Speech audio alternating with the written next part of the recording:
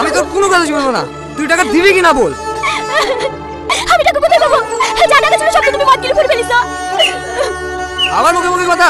তোর সাথে বিড়ি বাগা টাকা দে। তুমি যতই পারো ও টাকা আমি দেবো না। ও টাকা আমি বই কেনার জন্য খুশি রেখেছি। আমি মাল খেতে টাকা পাচ্ছি আর উপরে বই কিনবে। তা তুই যে কোথায় টাকা দিয়েছি সেটা আগে দেখছি।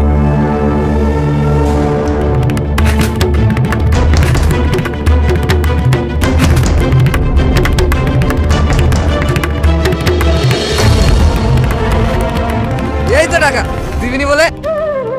তুমি আমার কথাটা শোনো, আমি তোমার ভাই করি, এই টাকাটা তুমি লিও না।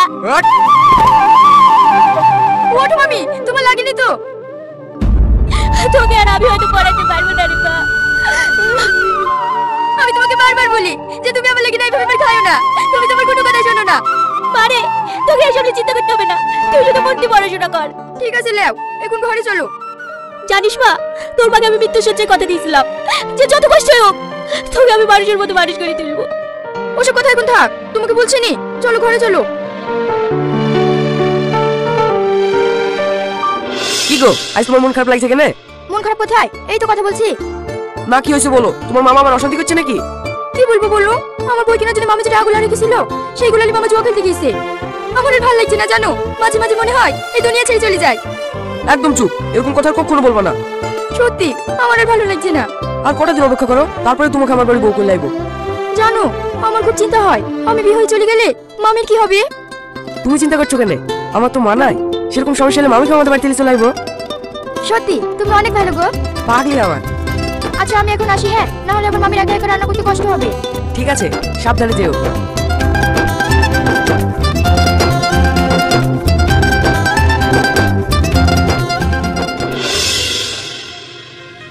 কি রে, ঘরে বসে সব কি করছিস? খোল দরজা। মামা দরজা তো খোলাই আছে, দেখতে পাচ্ছ না? দেখবি কি করি, কাজে কি বাড়িতে ঢুকছে যে? চুপ কর, টাকাটাই টাকা ফেল। আমার কাছে টাকার গাছ আছে নাকি যে তুমি বারবার চালিয়ে দিয়ে দেবো? টাকা নাই তো কি হয়েছে, সেই শোনা মালাটা দে। সব কিলা হলো, এখন মালাটার পিছনে লেগেছে, ওই মালা আমি কোনোদিন দেবো না। এই তুই বেশি বকবি নি।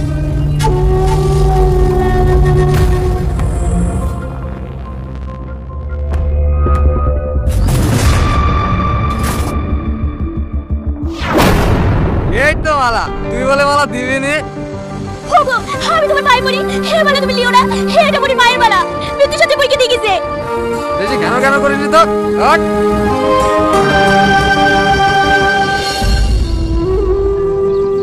কিরে সেলিম, মুখ বেচা করে বসে কেনে আর যাবি নি? না রে ভাই, মাল করি সব শেষ, কি খেলতে যাবো? তোর আবার টাকার অভাব? বিশ্বাস কর ভাই, আমার কাছে 1 টাকাও নাই। টাকা নাই তো কি হয়েছে? তোর বাড়িতে সুন্দরী ভাগ্নি তো আছে। ভাগ্নি আছে তো কি হয়েছে? তুই খেলবি পরের টাকা জুয়া, শুধু তোর ভাগ্নিকে সবার সাথে।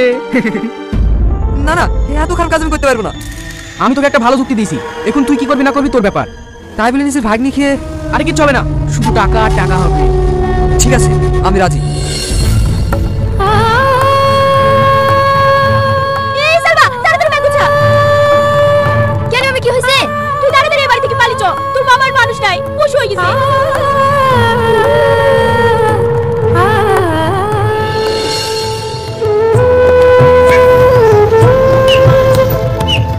কি ব্যাপার সালমা, তোমরা কোথায় যাইছো? কি ব্যাপার, তোমার চোখে পানি? মামি কি হয়েছে? মামাকে আপনাদের বাড়ি থেকে বের করে দিয়েছে? বাপ, অনেক ঘটনা ঘটে গেছে, তোমাকে সব পরে বলবো। পরে বলবেন ঠিক আছে, কিন্তু এখন আপনারা কোথায় যাচ্ছেন? জানি না গো, দু চোখ যেদিকে যাবে আমি আর মামি সেদিকে যাব। ঠিক আছে সালমা, গাড়িতে বসো। মামি উঠুন। কিন্তু কোনো কিন্তু নয়, আজ থেকে আপনারা আমার বাড়িতেই থাকবেন।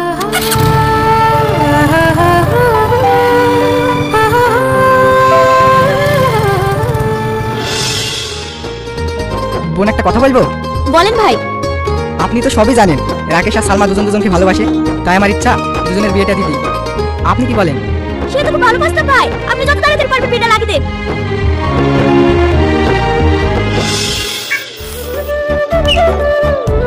এই সালমা, দেখি দেখি, এই মালা তুই কোথায় পেলি? এটা কাল বাসর রাতে তোমার জামাই আমাকে উপহার দিয়েছে। রাকেশ, ও রাকেশ, কিছু বলছেন মামি? এই মালাটা তুমি কোথায় পেয়েছো বাপ? সে কথা বলে না বোন, এক মা তার মাসখানিক আগে আমার কাছে মালাটা বিক্রি করেছে। আমি দেখছি খাঁটি সোনা, তাই আর বিক্রি করিনি, সেলির বললে কি তুই দিছি। একই বলে ভাগ্য, তুই তোর মায়ের গলার মালা পেয়ে গেছিস রে মা। মায়ের মালা মানে? সালমার মা মরার সময় এই মালাটা আমাকে দিয়েছিল, জানি ওর 20 সময় ওর গলায় মালাটা পরিয়ে দিতে পারি। কিন্তু আমার পোড়া কপাল, এই মালাটা আমি আগলিয়ে রাখতে পারিনি। ভাই, আমি আপনার কাছে সারা জীবন ঋণী হয়ে থাকবো। বাড়িতে কেউ আছো মা? দুটো ভিক্ষি দাও না, দুদিন ধরে কিচ্ছু খাইনি। কি তুমি তুমি ভিক্ষি করছো? হ্যাঁ, এটা আমার পাপের ফল। এই নোংরা খেলার মধ্যে নেচা আজ আমাকে রাস্তায় নামিছে। আমি তোদেরকে অনেক অত্যাচার করেছি রে মা, বললে আমাকে ক্ষমা করে দিস। দাঁড়ান মামা, আপনি কোথায় যাচ্ছেন? তোমাদের এই সুখের সংসার ছেড়ে অনেক দূরে চলে যাচ্ছি বাপ, অনেক দূরে চলে যাচ্ছি। আপনার কোথাও যেতে হবে না মামা, আপনি নিজের ভুল বুঝতে পেরেছেন। আপনি আজ থেকে আমাদের সাথেই থাকবেন। তোমরা আমাকে ক্ষমা করে দিয়েছো? হ্যাঁ মামা। সত্যি তোমরা অনেক বড় মনের মানুষ বাপ, অনেক বড় মনের মানুষ।